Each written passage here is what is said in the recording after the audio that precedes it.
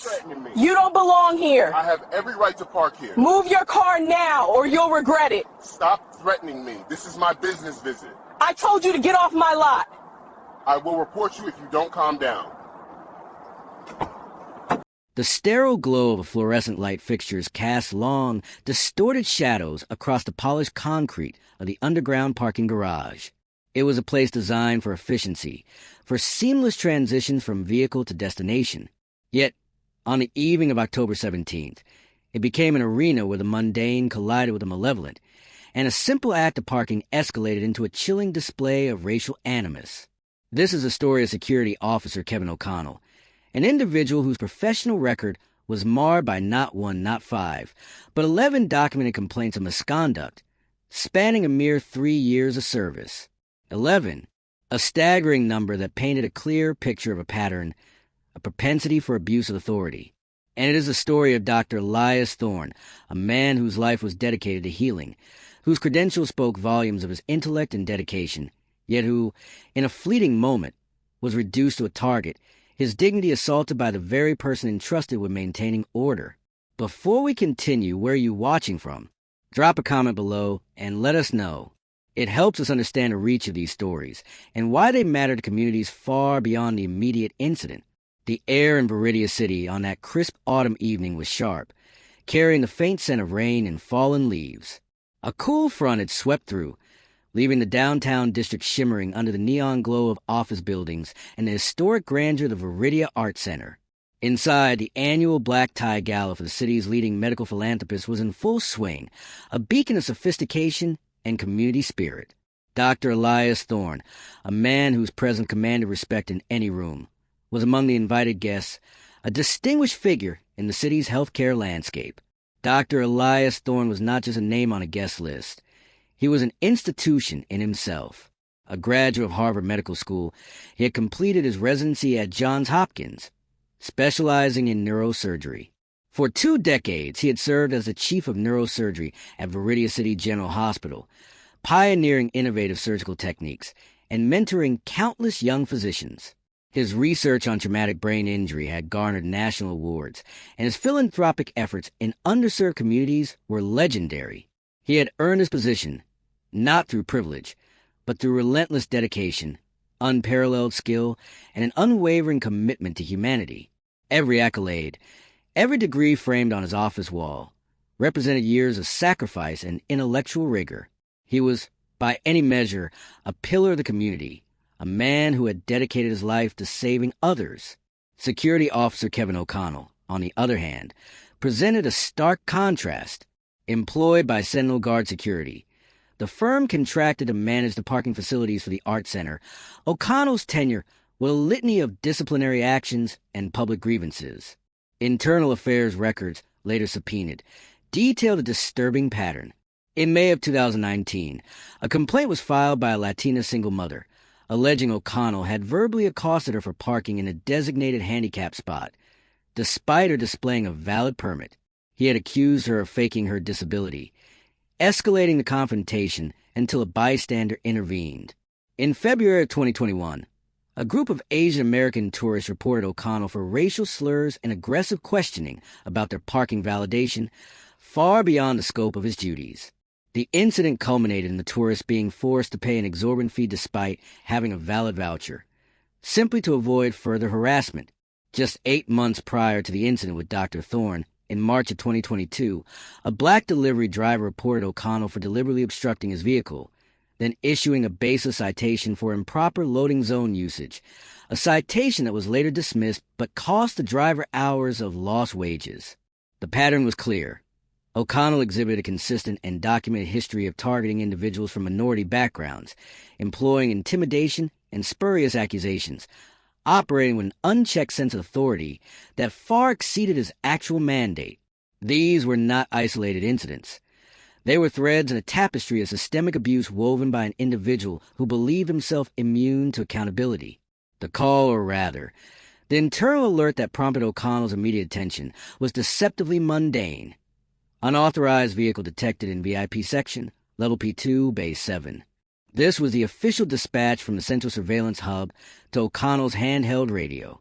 But the undertone, The subtle inflection in the dispatcher's voice carried a different message, one that hinted at a situation O'Connell was predisposed to interpret through a biased lens. It wasn't just an unauthorized vehicle. It was an opportunity for O'Connell to exercise his particular brand of arbitrary authority. Dr. Thorne, impeccably dressed in his bespoke tuxedo, had arrived precisely on time for the gala. He navigated his sleek, black luxury sedan through the subterranean labyrinth of the parking garage, his mind already shifting from the day's complex surgical cases to the pleasantries of the evening ahead. He possessed a VIP parking pass, issued personally by the Art Center's director, a privilege extended to major benefactors and distinguished guests. He drove directly to the designated VIP section on level P2, Bay 7, where he carefully parked his vehicle. His actions were entirely normal, entirely legitimate, devoid of any deviation from protocol. He retrieved his valet ticket from the machine, confirmed his parking spot, and began to walk towards the elevator bank, anticipating a pleasant evening of networking and philanthropy. Should officers, or in this case, security personnel, be required to verify credentials thoroughly and impartially before initiating any confrontation, especially when targeting individuals in designated high-status areas? As Dr. Thorne approached the elevator, a figure emerged from the shadows between two parked cars.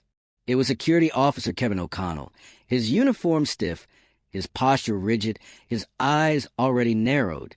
"Excuse me, sir," O'Connell began, his voice laced with immediate, unwarranted suspicion. "Is this your vehicle?" Dr. Thorne, taken aback by the confrontational tone, stopped. "Yes, it is. Dr. Thorne. I have a VIP pass." He reached into his inner jacket pocket, retrieving the laminated pass with a distinctive Art Center logo and VIP designation.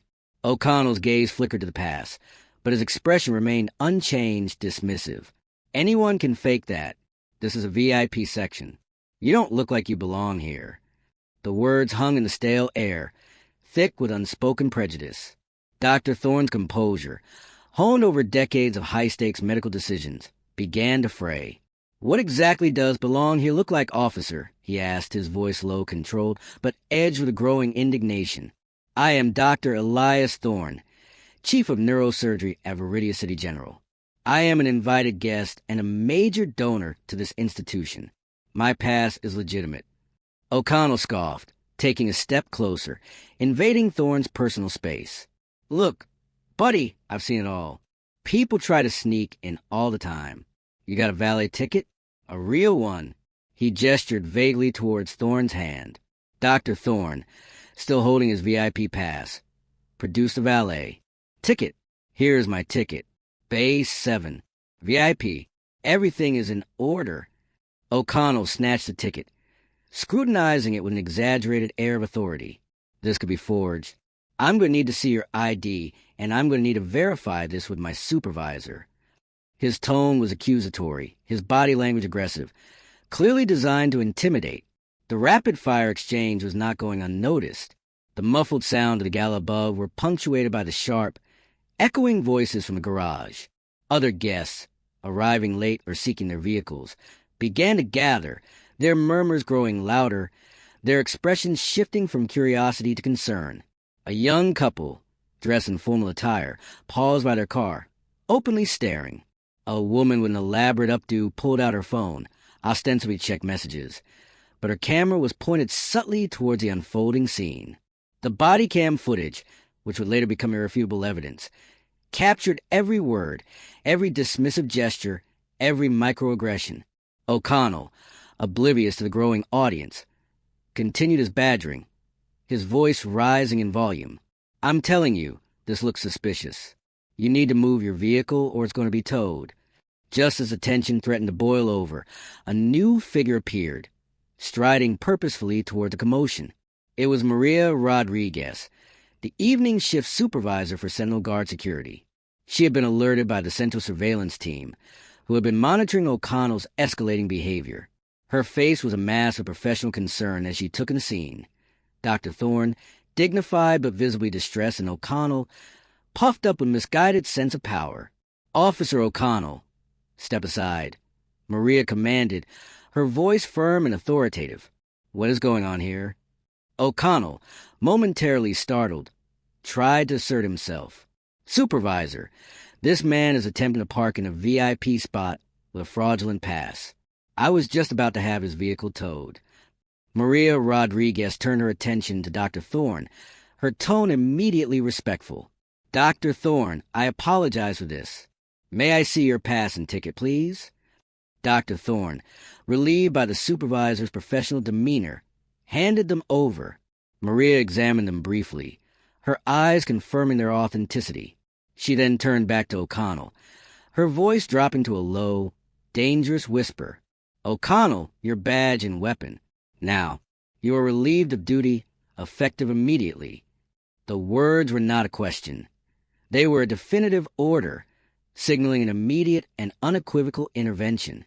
The resolution was swift, almost clinical. Maria Rodriguez personally escorted Dr. Thorne back to his vehicle, profusely apologizing for O'Connell's egregious behavior. She assured him that his pass was valid and his parking spot secure. O'Connell, stripped of his badge and radio, was then marched directly out of the garage and instructed to report to the Sentinel Guard Security corporate office first thing the next morning. The immediate crisis was averted, but the damage to Dr. Thorne's evening and his sense of security had already been done. Should officers who demonstrate clear racial bias, especially when captured on body camera, face automatic termination without the possibility of reemployment in any public-facing security or law enforcement role. The Bodycam footage of the incident, released by Dr. Thorne's legal team just days later, exploded across social media. Within 24 hours, the 3-minute clip had been viewed over 10 million times on YouTube and shared hundreds of thousands of times across Twitter and Instagram. Hashtags like #JusticeForThorne and #ParkingWhileBlack trended nationally. News outlets, from local affiliates to national cable networks, picked up the story, dissecting O'Connell's aggressive posture and dismissive remarks. The public outrage was palpable, fueled by the stark contrast between Dr. Thorne's calm dignity and O'Connell's unprovoked hostility. The institutional responses were immediate and multifaceted. Sentinel Guard Security, reeling from the public relations nightmare, issued a formal apology to Dr. Thorne, acknowledging O'Connell's unacceptable and discriminatory conduct. The Viridia Arts Center also released a statement, condemning the incident and reaffirming its commitment to diversity and inclusion. But apologies were not enough. Dr. Thorne, advised by his legal counsel, filed a civil lawsuit against both Kevin O'Connell and Sentinel Guard Security, alleging racial discrimination, unlawful detention, and intentional infliction of emotional distress. The lawsuit, filed in the Viridia City District Court, detailed the specific claims of civil rights violations under both federal and state statutes, citing O'Connell's extensive history of complaints as evidence of a pattern of systemic negligence on the part of Sentinel Guard. The legal battle was intense, but with the irrefutable evidence of the Bodycam footage and O'Connell's damning disciplinary record, the defense's position was untenable. After months of negotiation, a settlement was reached. Dr. Thorne was awarded $3.5 million, the largest settlement in the history of civil rights cases involving private security firms in the state of Viridia. The sum was not merely compensation for damages. It was a powerful statement, a recognition of profound harm inflicted by racial bias and unchecked authority. As for Kevin O'Connell, his termination was swift and absolute. His termination letter, a copy of which was later made public through court filings, stated, "Your egregious and discriminatory conduct on October 17th, coupled with your extensive history of disciplinary infractions and documented bias, demonstrates a fundamental inability to perform your duties professionally and impartially. Your employment with Sentinel Guard Security is terminated immediately, and you will be reported to the State Licensing Board for review of your security officer certification." The State Licensing Board, after an expedited review, formally decertified O'Connell, permanently barring him from holding any security officer position in the state of Viridia. His career in public-facing security was over. In a powerful press conference held after the settlement was announced, Dr. Elias Thorne delivered a testimony that resonated far beyond the immediate incident. Standing tall, his voice steady despite the emotion in his eyes, he declared, "If this can happen to me, a respected professional, a chief of surgery, a man with every credential imaginable, then it can happen to anyone. It can happen to the young student, the delivery driver, the single mother. This was not about a parking pass. It was about the color of my skin. It was about an assumption, a bias, that I did not belong. My hope is that this outcome sends a clear message, that dignity is not negotiable and that racial prejudice, especially when cloaked in authority, will not be tolerated. We must demand better from those entrusted with our safety and our public spaces. Should an incident of this magnitude, involving documented racial bias by a security officer, automatically trigger a federal investigation into the hiring practices and oversight mechanisms of the contracting security firm? Following the public outcry and the landmark settlement, Sentinel Guard Security initiated a comprehensive internal review. Their findings, while couched in corporate language, pointed to systemic failures, inadequate bias, training, insufficient oversight of officers with disciplinary records, and a culture that, while not explicitly endorsing prejudice, allowed it to fester unchecked. The company announced a series of reforms: mandatory annual anti-bias training for all personnel, a revised complaint review process with independent oversight, and a 3-strike policy for documented instances of discriminatory behavior leading to immediate termination. They also committed to diversifying their leadership and field staff, acknowledging that representation was a critical component of building trust. This case, while seemingly about a parking dispute, serves as a stark reminder of a broader, more insidious issue: the pervasive influence of bias, often unconscious, sometimes overtly hostile, that can override factual evidence and professional conduct. Kevin O'Connell saw not a distinguished doctor, but a black man he instinctively deemed not belonging. His 11 prior complaints were not just isolated incidents. They were red flags, repeatedly ignored or inadequately addressed, allowing a pattern of abuse to escalate until it culminated in a public spectacle that could no longer be swept under the rug. The consequences for O'Connell were severe and well-deserved, but the larger victory was the spotlight shown on the systemic vulnerabilities that allowed him to operate with impunity for so long. The settlement, the termination, the decertification, these were not just punitive measures. They were a testament to the power of accountability when the public demands it. What changes now? Will other private security firms, and indeed other institutions, truly learn from this case? Will they proactively address bias within their ranks, or will they wait for the next viral video, the next multi-million-dollar lawsuit, to force their hand? We propose that all private security firms contracted for public-facing roles should be subject to the same level of transparency and accountability as municipal law enforcement agencies, including mandatory public disclosure of disciplinary records and body camera footage. Do you agree? Let us know your thoughts in the comments below. This story of Dr. Elias Thorne and Kevin O'Connell is not an isolated incident. It is a microcosm of a larger struggle for equity and respect. We're not stopping our fight for justice, and we hope you won't either. Subscribe to our channel, share this video, and join the conversation. Because ultimately, the fight against systemic injustice, whether in a parking garage or a courtroom, is about all of us.